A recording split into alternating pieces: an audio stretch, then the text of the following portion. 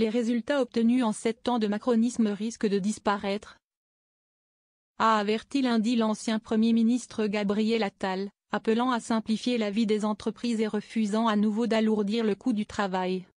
48 heures après un entretien avec son successeur Michel Barnier, Gabriel Attal a confié au Figaro avoir renouvelé auprès du ministre ses préoccupations quant à l'impact d'une hausse du coût du travail. Alors que le gouvernement prévoit dans son plan d'économie une baisse des allègements de cotisations patronales.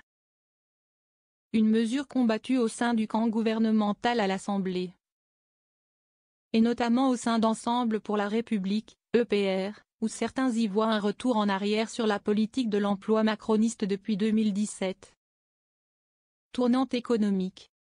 Il serait dangereux de faire le chemin inverse aujourd'hui, a alerté plus largement le chef du groupe EPR.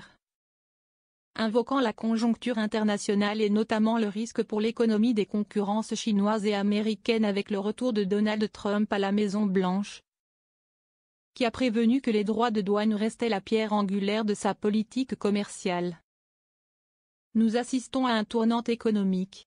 Soit nous réussissons à le négocier, soit les résultats obtenus depuis 7 ans sur le chômage et sur l'industrie risqueront de disparaître, a argué le député des Hauts-de-Seine, appelant à remettre à plat toutes les normes qui entravent, à l'occasion de l'examen à venir d'un projet de loi sur la simplification des entreprises. Le refus d'alourdir le coût du travail fait partie de ce New Deal, dans lequel nous pourrons par exemple être plus exigeants sur les contreparties de nos entreprises. A encore avancé l'ancien chef du gouvernement, et seul candidat à la présidence du parti Renaissance, promettant de nouvelles propositions de sa famille politique dès le premier trimestre 2025. Il a en revanche accueilli avec froideur la proposition du gouvernement de relever pour 3 ans le plafond des taxes prélevées sur les transactions immobilières, afin d'alléger les efforts budgétaires demandés aux départements. Ces frais de notaire ne doivent pas devenir une assignation à résidence, a-t-il pointé.